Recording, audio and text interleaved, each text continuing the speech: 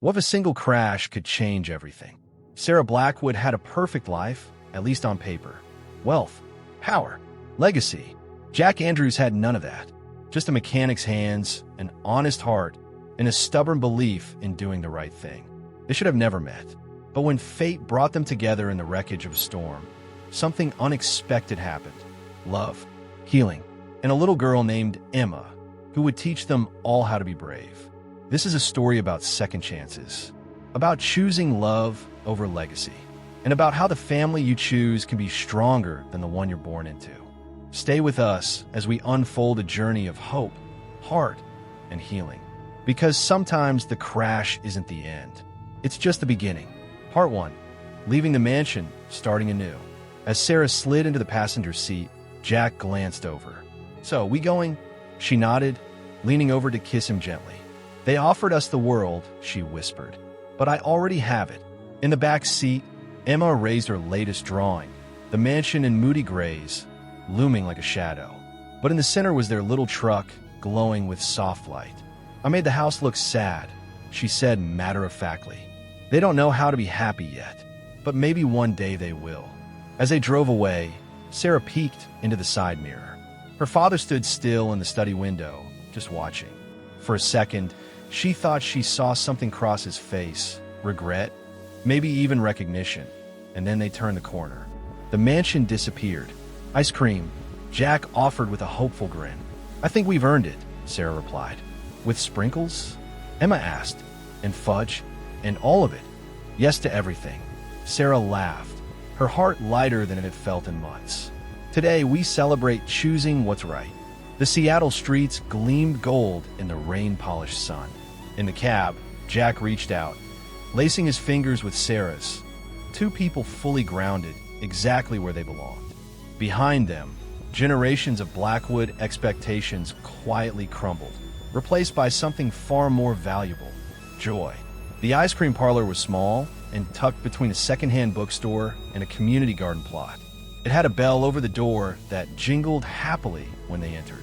The woman behind the counter greeted them with a smile that held no judgment, no expectations, just kindness. Emma picked a towering swirl of rainbow sherbet with every sprinkle combination imaginable. Jack went with classic Rocky Road. Sarah ordered salted caramel, but found herself more interested in watching Emma devour her treat than finishing her own. They took their cones to the small park across the street. The bench they sat on wasn't marble or oak, just painted iron and with slats worn smooth by hundreds of stories like theirs. "You think she'll be okay?" Jack asked, nodding toward the mansion they left behind, even though it was miles away now. Sarah was quiet for a moment. "Margaret will be. My father. I don't know. He spent so long behind his walls. Maybe this cracked one. And maybe the crack's enough," Jack said, voice steady. "Let a little light in." Emma, cheeks sticky with fudge and joy, looked up. He looked lonely in the window. "Maybe we should paint him something. Happy colors. Like hope." Sarah blinked. Jack just nodded. "Let's do that tomorrow." By Monday, the garage was buzzing. Riley had returned from his brief retirement with more energy than ever. Sarah's business plan, born on sleepless nights and hopeful mornings, now lived on the break room wall, each page carefully annotated and highlighted. Riley's Community Auto Works was no longer just a name. It was a movement. Jack taught his usual line of customers, but now he also held impromptu sessions on oil changes and tire rotations for anyone who asked. A poster went up announcing the first Women in Wheels class, car basics taught with zero judgment and full support. In the corner of the garage, a new section had been roped off. Artboards, paints, brushes, and stools. Emma's corner. "This is my mural," Emma told a little boy waiting for his mom's car. "It's called Fixing Things. Not just cars, hearts and stuff too." Sarah stood back, taking in the scene. Families sitting side by side, people laughing over coffee while engines hummed in the background. A vision born from contrast. Born from her, and Jack, and Emma. One morning, as they reviewed a grant proposal from a neighborhood nonprofit, the door chimed. Margaret Blackwood walked in, elegant as ever, but noticeably out of place among the scent of grease and coffee. "I brought something," she said quietly. From her designer bag, she pulled a worn folder. Your mother wrote this before she died. I wasn't ready to share it then. I think now I am. Sarah opened it slowly. Inside, her mother's familiar handwriting filled the page. A vision for the Blackwood Foundation that bore no resemblance to the cold, sterile entity it had become. The last paragraph made Sarah stop. Money without meaning is poverty of the soul. True wealth lies in how we enrich the lives of others. Sarah looked up, tears in her eyes. She'd have loved this place. She would have, Margaret said, though she might have preferred if it didn't smell like rubber and gasoline. Jack chuckled softly. From that day, Margaret came by weekly. Not as a supervisor, as family. It wasn't all easy. There were zoning fights, budget meetings, an unexpected plumbing disaster that flooded the new art room. But each challenge brought new hands, volunteers, neighbors, even former Blackwood employees eager to be part of something real. Emma's art wall grew. People began leaving notes, paintings, handprints. A woman who had lost her job left a sticky note. This place reminded me that I matter. By fall, they had hosted 2 community fairs, 3 art exhibits, and a car care course for teens. Then came the news. It started with bruises on Emma's arms, then fatigue, then the hospital visit no parent ever prepares for. Pediatric leukemia. The world narrowed. Jack slept in hospital chairs. Sarah called in every favor the Blackwoods could offer, not for status, but for survival. Dr. Matthews, the best pediatric oncologist in the state, took the case. Emma named her cancer the Dragon and drew pictures of knights with tool belts and paintbrushes. I'm the princess, she explained one night, but I fight too. Her hospital room became a gallery of hope. One day, she asked the nurses for extra brushes. By that weekend, every child in the wing had their own canvas. Sarah watched from the hallway as her daughter taught a bald boy how to paint light into the dark. I think, Jack said, voice cracking beside her, she's teaching all of us. Months passed in hospital rhythms. Scans, IVs, good days, bad days, and then remission. Clean scans. Home. The day Emma returned to the garage, the entire neighborhood showed up. Art surrounded the building, hundreds of handprints forming a rainbow. Emma stood at the center, holding Sarah and Jack's hands. We beat the dragon, she said. Now, let's paint the sky. The story didn't end there. It grew. Emma's story was featured in a local newspaper, then a state magazine, then a national nonprofit newsletter. Donations flowed into the hospital's art therapy program. Emma's paintings traveled to children's wards across the country. At home, Riley's expanded. Another garage opened in Portland, run by one of Jack's apprentices. Sarah split her time between the foundation and the shop. Margaret became a fixture, hosting tea parties for the women's auto class and painting with Emma on weekends. Even Harrison came around. He never apologized, not directly, but he donated quietly, asked questions, sat through a family art class without checking his phone. I think, Sarah said one day, watching her father help Emma clean brushes, he's finally learning how to be happy. Jack squeezed her hand. Told you.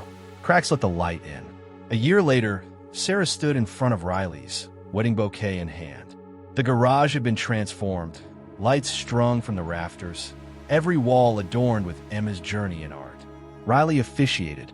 Emma stood between them, holding their rings. When Sarah said, I do, she wasn't just marrying Jack. She was marrying everything they'd built, the life, the shop, the heart family they'd found along the way. After the kiss, Harrison raised a toast. A year ago, he said, I thought legacy was about power. Now I know it's about people. He looked at Emma, and sometimes it takes a child to show us what real strength looks like. Emma tugged at his sleeve.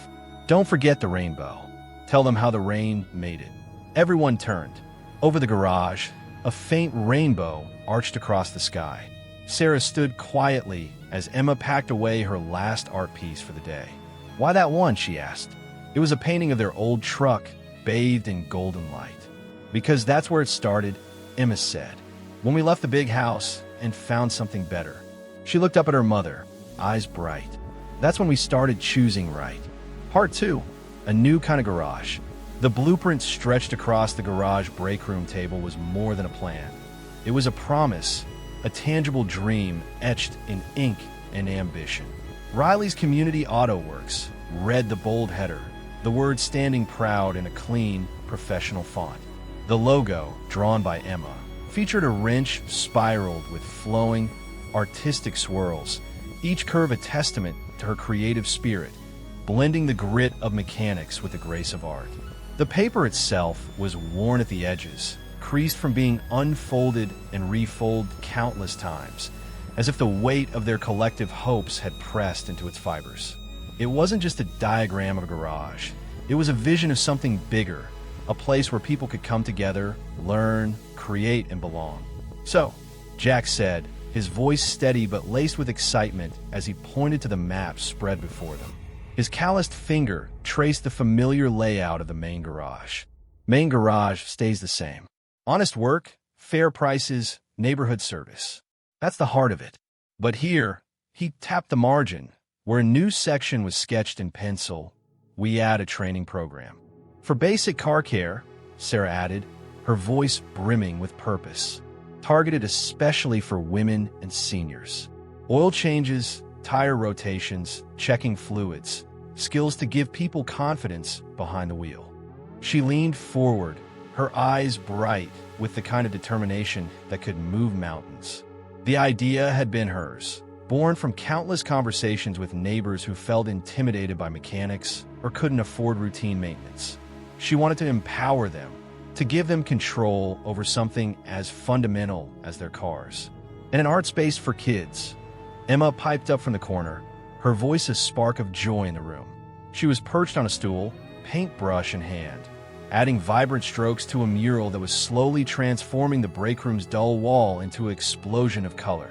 Cars with wings, wrenches blooming into flowers, and smiling faces of all ages.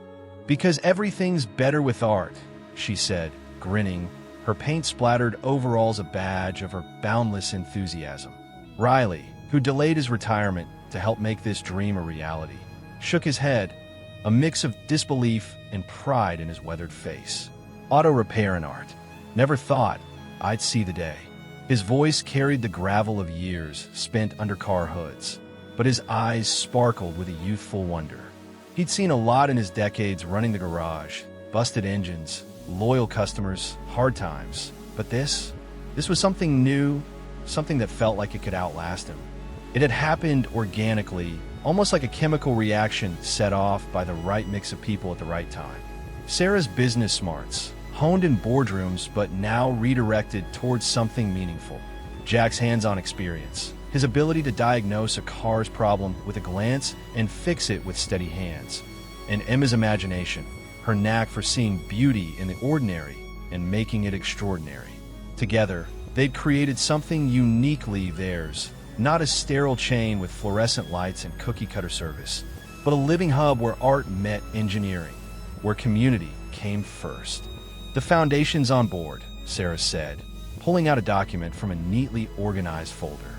Her fingers brushed the paper with care, as if it held the weight of their future. "They approved our grant. We can offer scholarships, make the classes free for anyone who needs them." Her voice trembled slightly, not from doubt, but from the sheer magnitude of what they were building. Free classes meant accessibility, a chance for anyone in the neighborhood, single parents, retirees, teenagers, to learn without the barrier of cost. It was a step toward equity, toward breaking down the walls that kept people from feeling capable. Jack watched her, his heart swelling with admiration.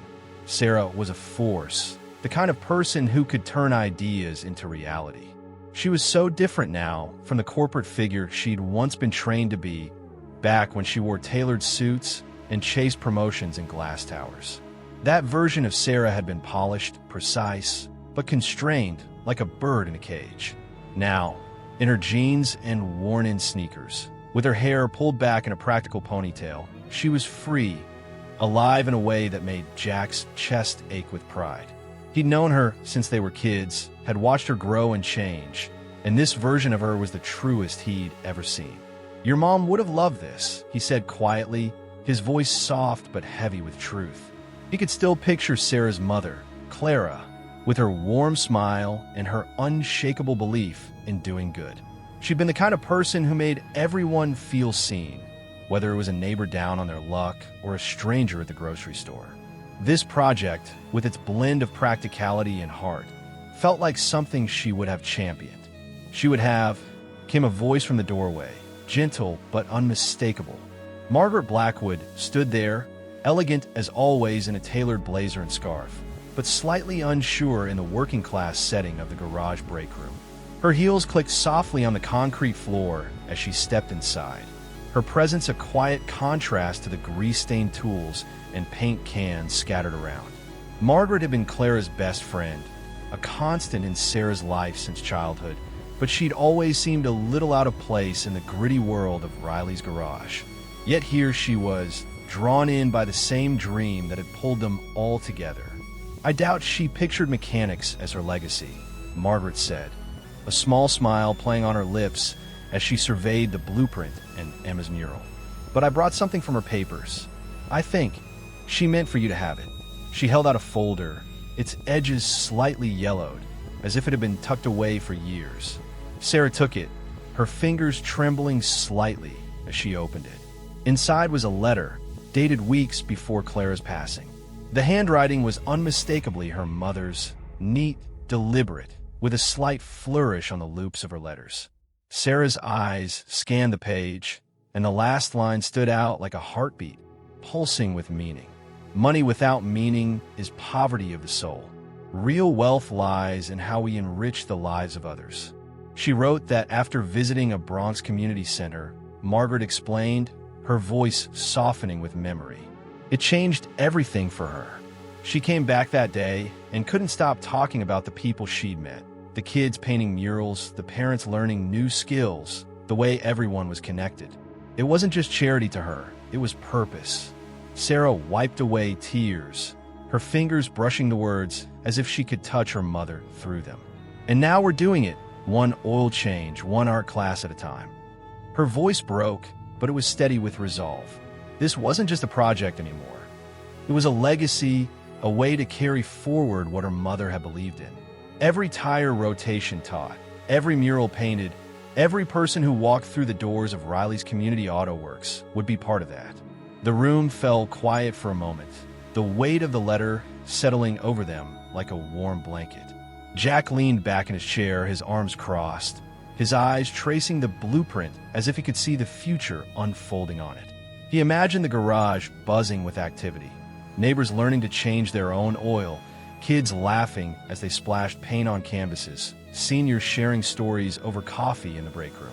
It wasn't just about fixing cars. It was about fixing something deeper, something that had been fraying in their community for too long. Isolation, distrust, the sense that no one cared. These were the things they were fighting against, one small act of connection at a time. Emma, still painting in the corner, broke the silence. "We should have a grand opening," she said, her voice bright with possibility. "Like a big party with music and food and maybe a car show so people can show off their rides. Oh, and art projects. We could have the kids paint hubcaps or something." Her enthusiasm was infectious, and Jack couldn't help but chuckle. "That's not a bad idea, kiddo," he said, ruffling her hair as he walked by. Emma was only 16, but her energy was the spark that kept them all going. She'd been the one to suggest the mural, the one to insist that the garage could be more than just a place for repairs.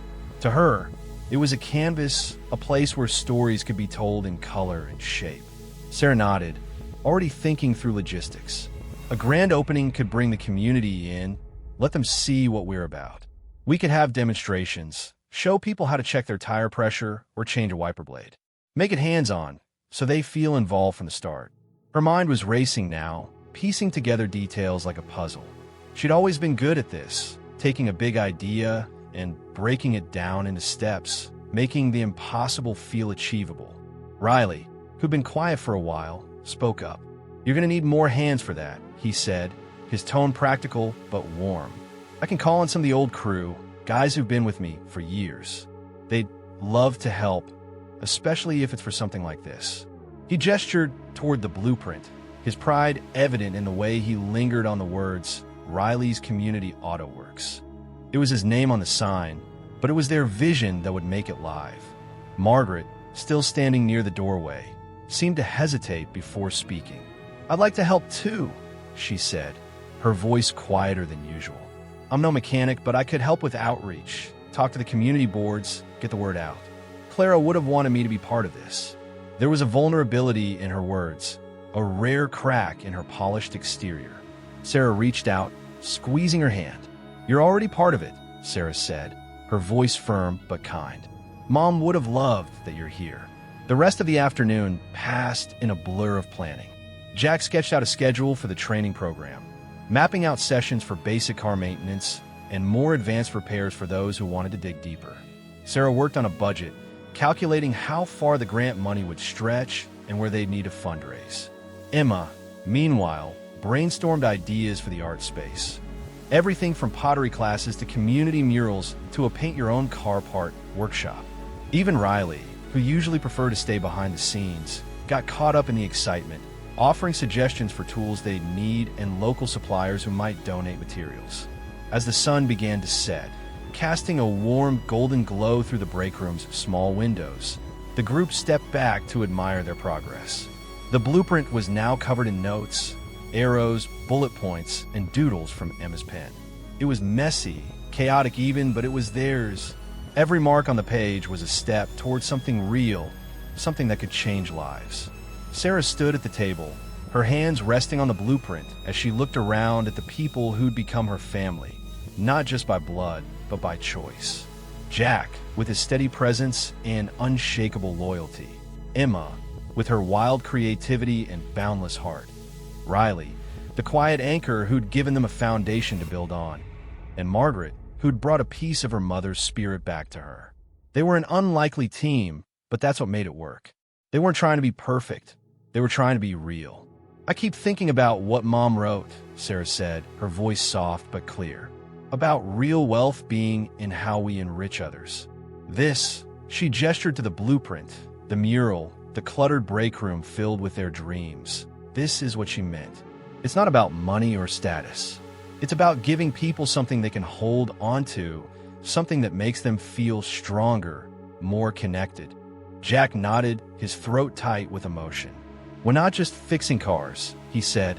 "We're fixing something bigger, and we're doing it together."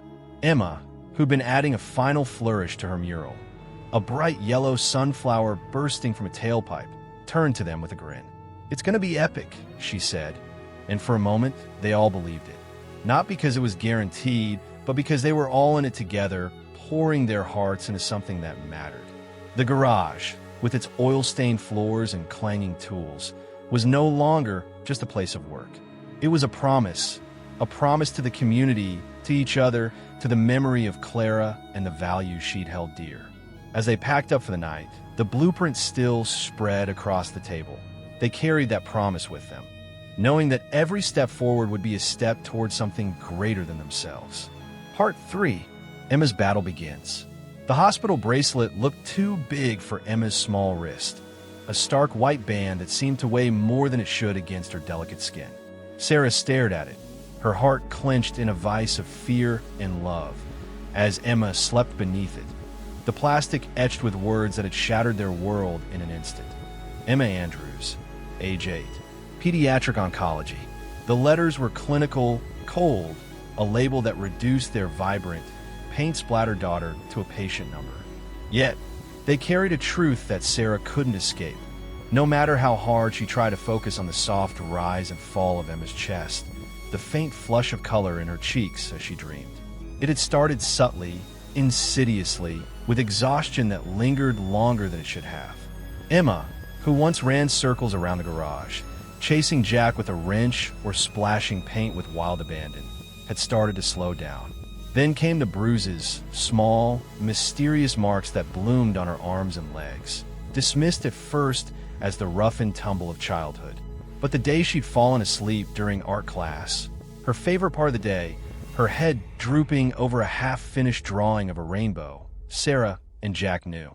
The world tilted, and a frantic trip to the pediatrician led to blood tests, then a referral, and finally, this hospital room, where their worst fears were given a name: leukemia.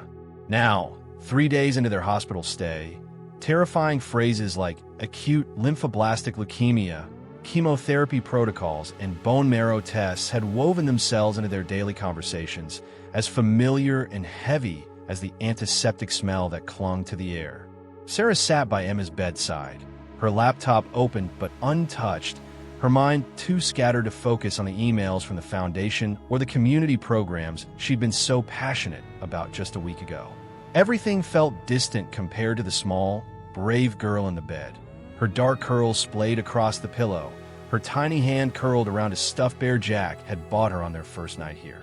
Jack hadn't left her side except when the nurses demanded it for procedures or tests. Still in his garage coveralls, the grease stains a badge of his refusal to leave the hospital for even a change of clothes. He sat curled in an uncomfortable vinyl chair, his large frame hunched to fit its confines. He held Emma's hand like he could will her back to health through sheer love, his thumb brushing gently over her knuckles, as if memorizing the feel of her. His face was drawn, his eyes red-rimmed from sleepless nights, but there was a stubborn strength in him, a refusal to let go of hope. "The specialist will be here soon," Sarah said gently, her voice a lifeline in the quiet room. "Dr. Matthews, best pediatric oncologist on the West Coast. She's seen cases like Emma's before. She'll know what to do." She tried to sound confident, but the words felt fragile, like they might crumble under the weight of her fear. Jack looked up, his gaze heavy but searching. "How'd you pull that off?" His voice was rough, like he hadn't spoken in hours. Sarah hesitated, her fingers twisting the hem of her sweater. "Dad's contacts. The foundation board. I cashed in every favor I had. Called in every connection from the old corporate days. I'll do whatever it takes for her." Her voice cracked on the last word, but she held his gaze, letting him see the fierce determination burning through her exhaustion. She'd spent hours on the phone, pleading, negotiating, pulling strings she hadn't touched in years. The corporate world she'd left behind had its uses, after all, and she'd wielded them like a weapon to get Emma the best care possible. Emma stirred then, her small body shifting under the thin hospital blanket. Her eyes fluttered open, weak but still carrying that spark of joy that defined her. A faint smile curved her lips as she looked at her parents. "Is it art time yet?" she asked, her voice soft but hopeful, as if the hospital room were just another canvas waiting to be filled. Sarah's heart ached at the question, but she forced a smile. The art therapy sessions had been her idea, a desperate attempt to keep Emma's light burning in this sterile, beeping place. She'd seen how Emma's face lit up when she painted, how her imagination could transform even the darkest moments into something beautiful. Already, the walls of the room were covered in her drawings. Brave knights battling dragon-shaped cancer cells, their swords gleaming with hope. Rainbows bursting through gray clouds. Families holding hands under bright, impossible skies. Each piece was a testament to Emma's spirit, a rebellion against the illness trying to dim her. "Soon, sweetheart," Jack promised, his voice thick with emotion. He leaned closer, brushing a curl from her forehead. "We'll get those paints out as soon as the nurse says it's okay." Emma's smile widened, though her eyes were heavy. "Had a good dream," she mumbled, her words slurring slightly as she fought to stay awake. "I painted the world in healing colors. Blues and yellows and greens like the garage, but bigger. Everyone was there, painting with me." Her voice trailed off as she slipped back into sleep, her breathing soft and even. Sarah and Jack exchanged a look, their eyes glistening with unshed tears. Emma's dreams were always vivid, full of color and possibility, and hearing her talk about them now felt like a gift, a reminder of the girl they were fighting for. Sarah reached for Jack's hand, squeezing it tightly, grounding herself in his warmth. A buzz broke the moment. Sarah's phone lit up on the bedside table. A message from Margaret. The foundation approved a major donation to the hospital's pediatric cancer wing. Harrison matched it. Sarah's breath caught. Her father, Harrison, the man who'd built walls of ambition and legacy around himself, had come through in a way she hadn't expected. The donation wasn't just money. It was a lifeline for Emma and other kids like her, a chance for better equipment, more research, a brighter future. Before Sarah could respond, a nurse walked in with Emma's morning meds, a tray of syringes and pills that made Sarah's stomach twist. Emma grimaced at the sight, her nose wrinkling, but her expression brightened when the nurse set down a small box of art supplies. New markers, colored pencils, and a sketchbook with a bright blue cover. "These just came in," the nurse said, handing over a card. "From your community." Sarah opened the card, her hands trembling as she saw the pages filled to the edges with signatures. Dozens of names from the garage staff, the art students from Riley's Community Auto Works, the foundation workers who'd rallied behind their cause. Even Harrison's sharp, precise signature was there, alongside the loopy scrawl of Emma's aunts, who'd driven across the state to be closer. The words blurred as Sarah's eyes filled with tears. "We're with you, Emma. Keep painting. Keep shining." The nurse smiled, her voice warm. In the garage, someone started a mural in your honor. Hundreds of painted handprints forming a heart. They've been adding to it every day, kids, mechanics, neighbors. "It's beautiful." Emma's eyes lit up, her grin wide despite the fatigue pulling at her. "See? Love is medicine, too." Her voice was small but fierce, and for a moment, the room felt brighter, as if her words had painted the air with color. Jack choked back a sound, half laugh, half sob, and leaned down to kiss her forehead. "Both is better, kiddo," he said, his voice rough but steady. "Medicine and love. We're going to give you all of it." Dr. Matthews arrived soon after, her presence a mix of warmth and quiet authority. She was younger than Sarah had expected, with kind eyes and a calm demeanor that put them at ease, even as she delivered hard truths. She sat down with them, her tablet open to Emma's charts, and explained the road ahead. Months of chemotherapy, hospital stays, side effects that would test Emma's strength and theirs. The treatment was aggressive, but the prognosis was hopeful, better than it could have been, thanks to early detection and Dr. Matthews' expertise. Still, the uncertainty hung heavy, a shadow that no amount of optimism could fully dispel. Later, after the doctor left, Jack paced beside Emma's bed, his hands clenched into fists. "I can't leave work," he said, his voice low and anguished. "The programs, the garage, it's all just starting to come together. But how am I supposed to focus on that when she's here, going through this?" He stopped, running a hand through his hair, his eyes wild with the weight of it all.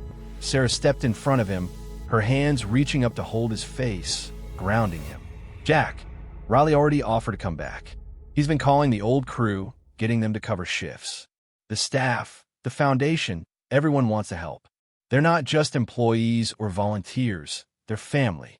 Her voice was firm, a reminder of the community they'd built together. Jack shook his head, his jaw tight. "I can't ask that." "You're not," Sarah said, her eyes locked on his. "This is what family does. They show up. They carry the load when you can't." She paused, her voice softening. "And we'll carry it for Emma, together." As if summoned by her words, the door opened, and Margaret and Harrison stepped in, both looking slightly out of place in the sterile hospital room. Margaret held a gift bag, her posture elegant but her expression uncertain, while Harrison stood stiffly, his hands shoved in his pockets like he wasn't sure what to do with them. "We thought," Harrison started, then cleared his throat, holding up the bag. "Art supplies, from a gift shop. Figured she could use them." His voice was gruff, but there was a softness in his eyes that Sarah hadn't seen in years. Margaret smiled, a little nervously. "And I brought some fairy lights," she said, pulling out a string of soft, twinkling bulbs. "Hospital rooms can be so cold. I thought these might make it feel more like home." Emma, who'd been dozing again, stirred at the sound of their voices. Her eyes widened at the sight of the gifts. "More art stuff?" she asked, her voice brightening. "Can I use them now?" The nurse, who'd been adjusting Emma's fore, nodded with a smile. "As soon as we're done here, you can paint to your heart's content." The next morning, Emma's room had transformed. Margaret's fairy lights were strung along the walls, casting a warm, golden glow that softened the harsh fluorescent lights. Harrison, though he'd never admitted, had tracked down a hospital-safe easel, small enough to fit beside Emma's bed but sturdy enough for her to paint during treatments. Emma was already at work, her hands moving slowly but deliberately as she sketched a new drawing. A tree with branches made of paintbrushes, each one blooming with color. "Now I can paint even during treatments," she exclaimed, her voice filled with a joy that seemed to defy the 4-line in her arm, the monitors beeping softly beside her. Sarah watched her father, who stood quietly by the window, his gaze fixed on Emma. He wasn't the CEO here, not the man who'd built an empire of steel and ambition. He was just a grandfather, a man learning how to feel again, his walls crumbling under the weight of his granddaughter's courage. The look in his eyes reminded Sarah of old family photos, from a time before legacy and expectations had hardened him, back when he'd laughed freely, when he'd carried her on his shoulders and told her she could be anything. "She's something special," Harrison murmured, almost to himself.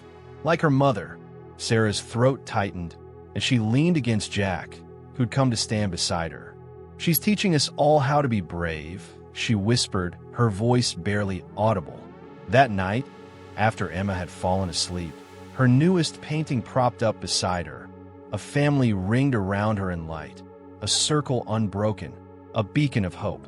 Sarah found Jack alone in the hospital chapel. The small room was quiet, lit only by a few flickering candles, their flames casting soft shadows on the walls. Jack sat in the front pew, his head bowed, his hands clasped tightly together. "I keep thinking about the helicopter," he said, his voice raw as Sarah sat beside him. "That day at the garage, when the accident happened, I ran toward it without hesitation, thinking I could fix it, make it right. But this..." He gestured vaguely, as if trying to encompass the enormity of Emma's illness. "I don't know how to fix this." Sarah took his hand, her fingers threading through his. "We can't fix it," she said, her voice steady despite the tears in her eyes. "But we'll face it, together. We'll be there for every treatment, every good day, every bad one. We'll hold her hand, and we'll keep her painting, keep her dreaming." Jack nodded, his grip tightening on her hand. Outside, Seattle's skyline sparkled through the chapel's small window, a constellation of lights that seemed to echo the fairy lights in Emma's room. It was a reminder that even in the darkest moments, there was beauty, there was hope. Back in Emma's room, her painting glowed softly under the fairy lights, a testament to her unbreakable spirit. The family in her drawing wasn't just Sarah, Jack, Margaret, and Harrison. It was the garage staff, the art students, the neighbors who'd left handprints on a mural, the nurses who brought her extra markers. It was a community, a circle of love that held her up, that would carry her through the months ahead. Sarah stood by the bed, watching Emma sleep, her heart full of fear and love and determination. They couldn't fix this, not yet, but they could fight for her, surround her with light and color, and make sure she never felt alone. And in that moment, with Jack's hand in hers and Emma's painting glowing above them, Sarah knew they'd face whatever came next, together. Part 4. Recovery and Renewal. Emma's recovery mural took up an entire wall of the pediatric wing, a vibrant explosion of color that seemed to pulse with life against the sterile white backdrop of the hospital. Painted in bursts of joy during her final week of treatment, it depicted two families: the garage crew, with their oil-stained hands and warm smiles, and the Blackwoods, with their polished exteriors softened by love, joined together in a swirling landscape of hope, healing, and unbridled joy. The mural was a masterpiece of childlike wonder and profound resilience, its colors weaving together like a tapestry of dreams. In the center stood Emma herself, a radiant figure with a paintbrush in hand, smiling as she taught a group of children how to mix paints to capture happiness. "See how yellow and pink together feel like sunshine?" she explained to the circle of young patients around her, her voice bright despite the faint tremor of fatigue. The other children, some in hospital gowns, others with lines trailing like delicate threads, leaned in, their faces alight with curiosity. Emma's hands moved with purpose, guiding their brushes, showing them how to blend colors to create something that felt alive, something that could chase away the shadows of their hospital days. From the doorway, Sarah watched, her heart swelling with a pride so fierce it almost hurt. Her daughter, not yet legally hers, but fully hers in every way that mattered, had grown stronger, braver, and wiser through the grueling 6 months of treatment. Leukemia had taken Emma's hair, leaving her scalp smooth and vulnerable, but it hadn't touched her spirit. If anything, her art had become more expressive, her heart more open, as if the pain had carved out space for even greater light. Sarah's eyes traced the mural, lingering on the details. A wrench blooming into a flower, a car with wings soaring above a rainbow, a family holding hands under a sky that shimmered with possibility. It was Emma's vision of the world, a world where love and creativity could heal even the deepest wounds. "She's quite the teacher," came a voice beside Sarah, low and warm. It was Harrison, now a regular visitor to the ward, his tailored suit a stark contrast to the colorful chaos of the pediatric wing. The CEO, who had once judged worth by board meetings and balance sheets, stood watching Emma with quiet awe, his hands clasped behind his back as if to steady himself against the weight of his emotions. 6 months ago, he'd been a distant figure in Emma's life, a grandfather more comfortable with spreadsheets than hugs. But now, his presence was a constant, his visits marked by small, thoughtful gestures, a sketchbook, a set of colored pencils, a quiet moment spent watching Emma paint. "The hospital board wants to make her art therapy program permanent," he said, his voice steady but tinged with pride. "They've seen what she's done here, how it's changed the kids, the families. They want to fund it, expand it to other wards." Sarah nodded, her throat tight. "Already working on it. The foundation's launching a fund, the Emma Andrews Healing Arts Initiative. We're setting up scholarships for art supplies, training for therapists, even workshops for parents. It's going to be big." Her voice carried the same determination that had driven her to build Riley's Community Auto Works. But this was different, more personal, more urgent. This was for Emma, for the children who'd painted alongside her, for every family facing the same battle. Harrison smiled, his eyes misty as he watched Emma guide a younger girl's hand to mix a vibrant shade of orange. "You know, I spent most of my life measuring success in numbers, profits, deals, growth percentages. But this," he gestured to the mural, to Emma, to the children laughing around her. "This is legacy. This is what matters." Before Sarah could respond, Jack came around the corner, holding a single sheet of paper that trembled slightly in his hands. His face said everything: hope, fear, relief, all tangled together in a single, raw expression. He stopped in front of Sarah, his eyes locking onto hers, and for a moment, the world seemed to hold its breath. "Clean scan," he whispered, his voice cracking like a dam giving way. "She's clear." The words hit Sarah like a wave, washing away the fear that had clung to her for months. She pressed a hand to her mouth, tears spilling over as the reality sank in. Emma was clear. The leukemia was in remission.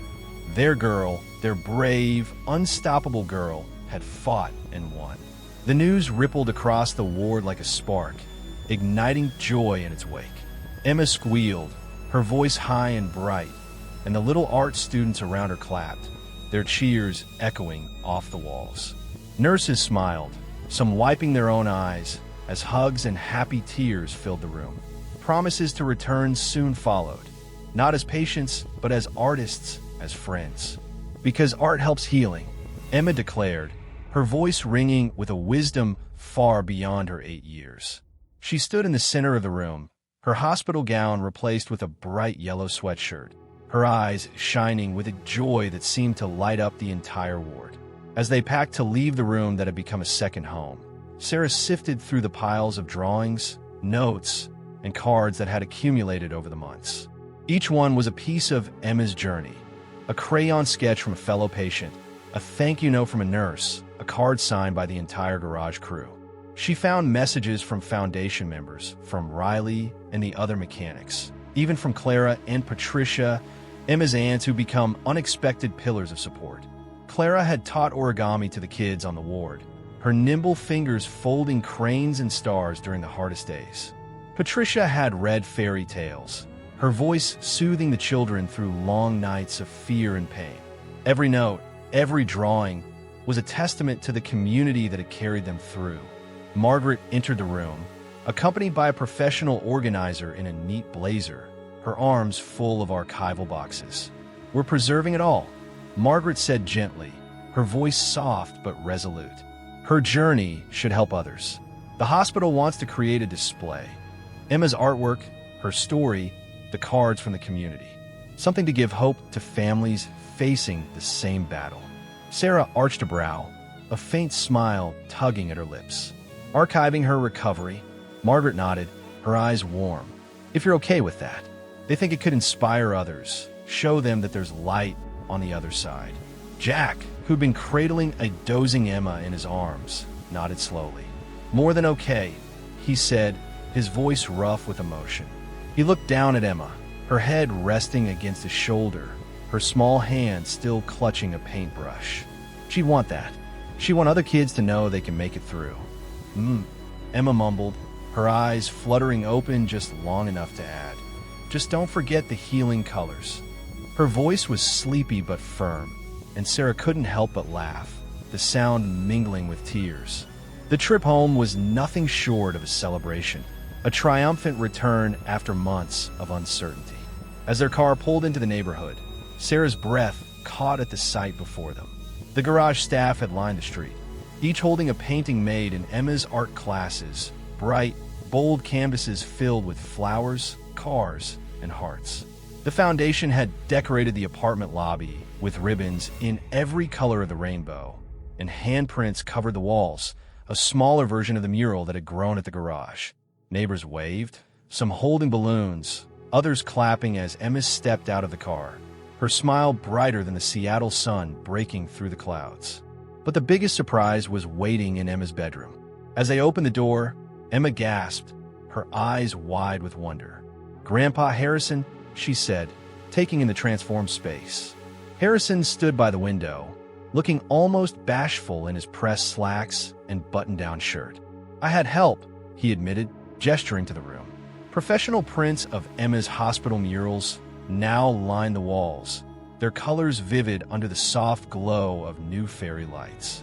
Drawings from her art students were framed alongside them, each one a memory of the community she'd built in the hospital.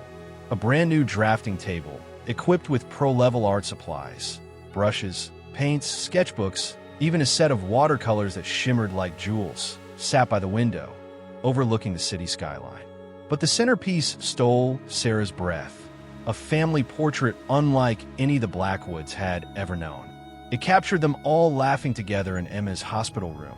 Sarah, Jack, Harrison, Margaret, even Riley and the aunts, bathed in the warm glow of fairy lights, their faces alight with love. Emma was at the center, her paintbrush raised like a wand, her smile radiant. The painting was a gift from one of Emma's art students, a teenager who'd spent weeks perfecting it in secret. Emma threw her arms around Harrison, nearly knocking him over with her enthusiasm. "Now you're really part of our Heart family," she exclaimed, her voice bubbling with joy. Harrison blinked, caught off guard. "Heart family?" he asked, a rare vulnerability in his voice. "The family you choose with your heart," Emma explained, her hands gesturing dramatically as if painting the air. "It's the strongest kind, stronger than anything." Sarah felt Jack's arms wrap around her from behind, his warmth steadying her as she watched Emma's theatrics. She glanced at her daughter, still explaining her Heart family theory with the flair of a born storyteller, and felt a wave of gratitude, so deep it threatened to overwhelm her. 6 months ago, they'd been living in fear, uncertain if Emma would make it through. Now, here she was not just surviving, but thriving, teaching them all what it meant to live with courage and love. These 6 months changed everything, Jack said quietly, his voice low and intimate against her ear. "I used to be scared of accepting help, especially from your family. Thought I had to do it all on my own. Keep the garage running, keep us together. And now?" Sarah asked, turning slightly to meet his eyes. "Now I get it," he said, his gaze soft but steady. Emma always knew. Real strength isn't holding the world up alone. It's letting love in, It's letting people show up for you for her. Sarah nodded, her throat tight. Outside the window, the Seattle rain had paused, a rare moment of clarity in a city known for its gray. A rainbow arched across the skyline, its colors soft but vivid, like one of Emma's paintings come to life. Emma raced to her new drafting table, her energy boundless despite the long day, and began pulling out brushes and paints. For the hospital, she explained, her hands already moving with purpose. So kids, remember, after the hardest storms, the brightest colors come. Her voice was firm, her eyes focused, as if she could see the children who'd come after her, who'd need her art to guide them through their own battles. Sarah looked around their home, Jack's steady warmth beside her, Harrison's newfound softness as he listened to Emma's chatter, Margaret's quiet grace as she arranged a vase of flowers on the dresser, and saw what they had become. A family built not on legacy or obligation, but on choice, on love. It wasn't perfect, wasn't polished like the corporate world Harrison had once ruled or the garage Jack had fought to keep alive. It was messy, real, and stronger for it. The days that followed were a whirlwind of celebration and planning.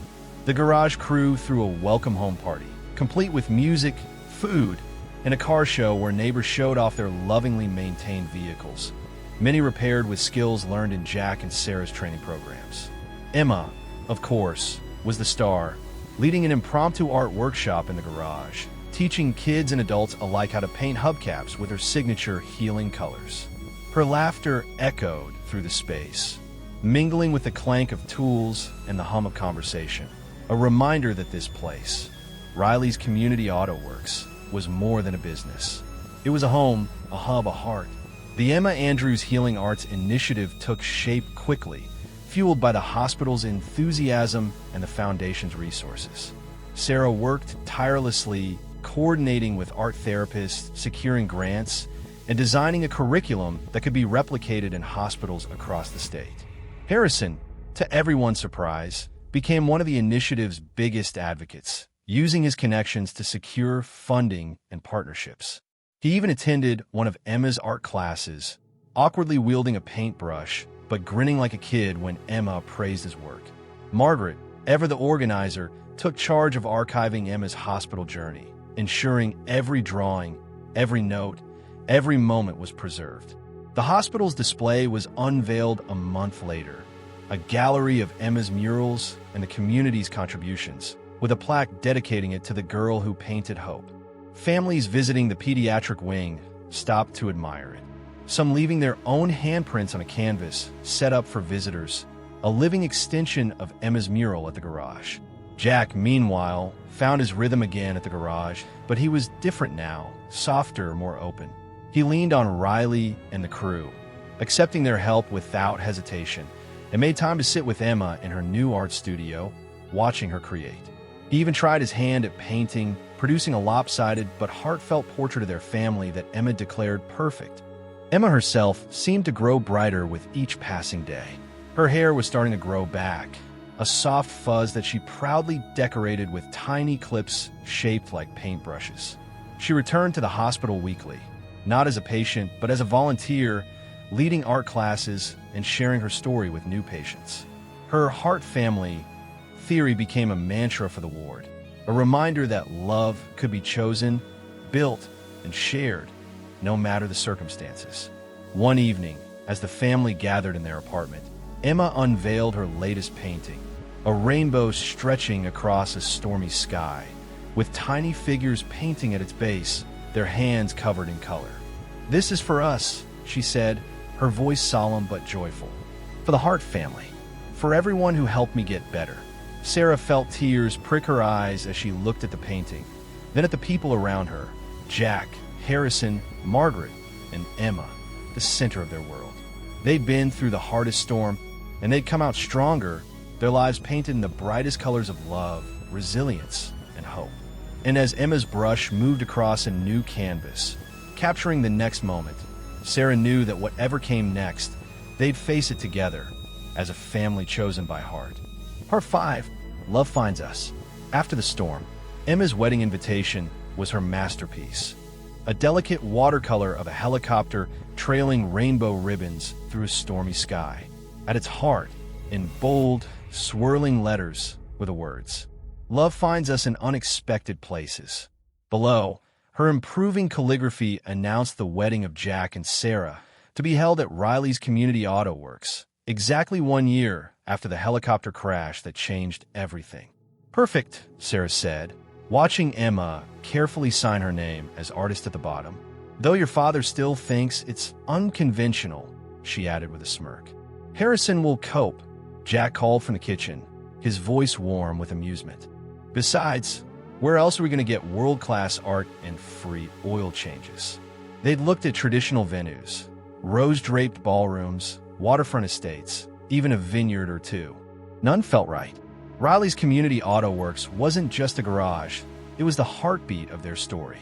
It was where Jack, a mechanic with grease under his nails and dreams too big for his paycheck, had first met Sarah, a foundation director whose world of boardrooms and galas had seemed galaxies away. It was where Emma, their adopted daughter, had found solace in painting murals on the walls during her recovery from the crash. The garage was home, a place where two very different worlds had collided, merged, and built something new. Emma's art gallery was scheduled for the same day as the wedding. Her Journey Through Healing exhibit would transform the garage's waiting area into a vibrant display of her work. The hospital where she'd spent months recovering had even asked to make it a traveling installation for children's wards across the country. "Do you think anyone will come to see my art?" Emma asked, fussing with the edges of the invitation, her brow furrowed with a child's earnest worry. Sarah knelt beside her, brushing a strand of hair from Emma's face. "Sweetheart, they're coming to the wedding to see your art." The years since the crash had transformed them all. Harrison, Sarah's father, had stepped down as CEO of his tech empire to focus on reshaping the family's charitable foundation. He'd traded boardroom battles for afternoons with Emma, discussing brushstrokes and social impact over cups of lukewarm tea. Margaret, Jack's mother, had become a fixture at the garage, her society lady poise now paired with a surprising knack for hosting monthly teas for the women's auto repair class. She'd mastered the art of pairing scones with socket wrenches, her laughter ringing through the garage as she handed out tools with the same grace she once reserved for crystal flutes. And through it all, Riley's Community Auto Works never lost its soul. It had simply gained new layers of heart, grease-stained, paint-splattered, and brimming with hope. The morning of the wedding. On the morning of the wedding, rain fell softly over Seattle, a gentle drizzle that blurred the city's edges. "Of course it's storming," Jack laughed, peering out the garage's open bay door. Perfect weather for a crash landing. Inside, the garage had been transformed. Emma and her friends from the hospital's art therapy group had spent days decorating. String lights crisscrossed the ceiling, casting a warm glow over the concrete floor. Painted signs, some in Emma's careful hand, others in the looser scrawl of her friends, directed guests to the ceremony area, the buffet, and the art exhibit. One wall showcased Emma's hospital mural, a chaotic yet hopeful depiction of the helicopter crash that had brought them together. The next wall told the story of what came after, a family rebuilt, a community reborn, lives taking flight in unexpected ways. "Something old," Margaret said, her voice soft as she helped Sarah fasten her grandmother's pearls around her neck. The pearls gleamed against Sarah's simple ivory dress, their luster a quiet nod to tradition. "Though I think we've all learned to see old things in new ways." "Something new," Jack added, stepping forward with a grin. He held out a polished socket wrench, its metal gleaming like a jewel. "Because every good marriage needs the right tools." Sarah laughed, taking the wrench and twirling it like a bouquet. "Practical and romantic. You're setting a high bar, Andrews." "Something borrowed," Harrison offered, his voice quieter than usual. He handed Sarah a small, leather-bound box. Inside was her mother's diary, its pages filled with looping handwriting and dreams of a life well lived. She believed in the life you're building, even before you knew it. Sarah's fingers traced the diary's cover, her eyes misting. She'd lost her mother young, but the words in those pages had guided her through the chaos of the past year. She looked at Harrison, seeing the man who'd once measured success in stock prices, now measuring it in moments like this. And something blew. Emma cried, bouncing on her toes. She darted forward, revealing the surprise she'd kept hidden for weeks. She'd painted tiny blue helicopters on the soles of Sarah's shoes, each one trailing a ribbon of color. So we never forget how our story started. Sarah lifted her foot, laughing through tears as she saw the tiny, perfect helicopters. Emma, you're incredible. The ceremony was perfect. Riley, the garage's gruff but kind-hearted owner, officiated with grease-stained wisdom. He likened marriage to a well-tuned engine, requiring care, attention, and regular maintenance. You gotta check the oil, listen for the rattles, and never assume it'll run forever without a little work, he said, his voice carrying over the hum of rain outside. Emma stood between Jack and Sarah as they exchanged vows, her small hands clutching theirs. When it was her turn, she added her own promise. I promise to help keep us colorful. The garage erupted as Jack kissed Sarah. Cheers from mechanics in coveralls, laughter from society women in pearls, and joyful tears from the foundation team. The reception spilled across the garage, the rain outside creating a cozy cocoon. Tables were laden with food from local vendors, trays of smoked salmon sliders, bowls of vibrant salads, and a towering cake decorated with edible sugar helicopters. Emma's art exhibit drew a steady stream of guests, their murmurs of awe mingling with the soft jazz playing from a speaker in the corner.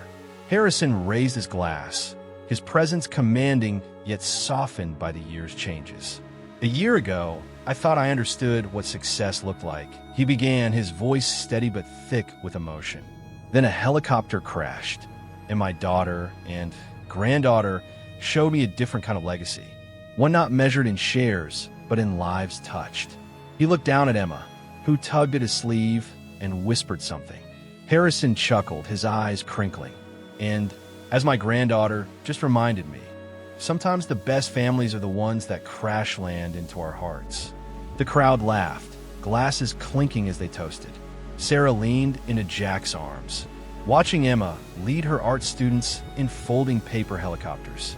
Each one was painted in vibrant hues, blues, reds, yellows, dancing with color and hope as they fluttered in the breeze from an open window. The year that changed everything. The crash had been chaos. A routine flight to a foundation event, a sudden storm, a mechanical failure. Sarah, Harrison, and Emma, then a foster child in their care, had been aboard. Jack, part of the rescue crew, had pulled them from the wreckage. What followed wasn't just survival, it was reinvention. Sarah had been the first to change. The crash had stripped away her carefully curated life, her role as the polished daughter of a tech titan, her days spent navigating boardrooms and charity galas. In the hospital, watching Emma paint through her pain, Sarah had found a new purpose. She joined Riley's Community Auto Works, not as a donor, but as a volunteer, learning to change oil and rebuild engines alongside women who'd never had the chance to learn. The garage became her sanctuary, a place where she could be more than her last name. Jack had been her anchor, a mechanic with a poet's heart. He'd seen past Sarah's polished exterior to the woman who laughed at his terrible puns and cried over Emma's hospital sketches. He'd proposed in the garage, grease on his hands and a ring in his pocket, promising to build a life with her, one spark plug at a time. Emma, though, was the heart of it all. The crash had left her with a limp and a fear of loud noises, but it had also unlocked something extraordinary. Her art, once a private escape, became a bridge to the world. She painted murals in the hospital, taught classes at the garage, and turned her pain into color. Her journey through healing exhibit wasn't just art. It was a map of their family's transformation. Harrison's change was quieter, but no less profound. He'd spent decades building an empire, only to realize it couldn't hold a candle to an afternoon with Emma, debating the merits of watercolor versus acrylic. He'd poured his energy into the foundation, redirecting its focus to community programs, art classes, auto repair workshops, scholarships for kids like Emma. He'd even started attending Margaret's teas, his tailored suits a stark contrast to the garage's concrete floors. Margaret, for her part, had surprised everyone. The society matriarch had once scoffed at Jack's career, urging him to aim higher than a wrench. But the crash and Emma had softened her. She'd found purpose in the garage's women's auto classes, teaching skills and confidence to women who'd never held a tool. She'd even started a book club where discussions of literature mingled with tips on torque settings. The art of healing. As the reception wound down, Emma's art students gathered around her, their paper helicopters piling up on a table. Each one carried a wish, written in marker on the wings. Emma had started the tradition in the hospital, folding helicopters with her fellow patients and whispering dreams for the future. Now, the table overflowed with color. Wishes for health, for love, for second chances. Sarah knelt beside Emma, helping her fold a final helicopter. "What's your wish, sweetheart?" Emma thought for a moment, her tongue poking out as she concentrated. "I wish we always stay together, like a family." Sarah's heart swelled. "We will, Emma. Always." Jack joined them, his tie loosened and a smudge of cake frosting on his cheek. "How about a wish for me, kiddo? I'm officially your dad now." Emma grinned, handing him a bright red helicopter. "I wish you and Mom keep fixing things. Cars, hearts, everything." Jack laughed, pulling her into a hug. "Deal." Across the room, Harrison watched, his glass still in hand. He'd spent years chasing permanence, wealth, status, control. But the crash had taught him that life's true constants were messier, more fragile, and infinitely more precious. He caught Margaret's eye, and she raised her glass, her smile warm and knowing. Riley approached, wiping his hands on a rag. "You know, I never thought my garage would host a wedding, or an art gallery, but I gotta say, it suits us." "It's more than a garage now," Sarah said. "It's a home." The future takes flight. As the rain slowed to a drizzle, guests began to drift out, clutching paper helicopters and stories of the day. Emma's exhibit would travel next month, starting at a children's hospital in Portland. The foundation had already secured funding for a mobile art studio, a van filled with supplies that would bring Emma's classes to kids across the state. Sarah and Jack stood at the garage's entrance, watching the last guests leave. Emma was asleep on a bench, a paper helicopter clutched in her hand. "Ready to go, Mrs. Andrews?" Jack whispered, his arm around Sarah's waist. Sarah looked around, at Riley, joking with a mechanic, at Margaret, stacking chairs with a grace that belied her years, at Harrison, sketching something with Emma's crayons, at Claire and Patricia, two women from the auto class who'd become family, at the garage crew, laughing over beers, and at Emma, their daughter in every way that mattered. "I've been ready since the moment you pulled me from that helicopter," she said. Above them, Emma's paper helicopters fluttered in the breeze, catching the light of the string lights. Each one was painted in the colors of healing, blues for calm, reds for courage, yellows for hope. Each one carried a wish for the future, and each one reminded them, after the storm comes the most beautiful color of all, love. A new chapter. The weeks after the wedding were a whirlwind. Emma's exhibit drew crowds, first in Seattle, then in Portland. Critics called it raw, radiant, and profoundly human, but Emma cared more about the kids who saw her work and asked for paintbrushes of their own. The mobile art studio became her passion, and she spent weekends sketching designs for the van's exterior. More helicopters, more rainbows, more stories. Sarah and Jack settled into married life, their days split between the garage and the foundation.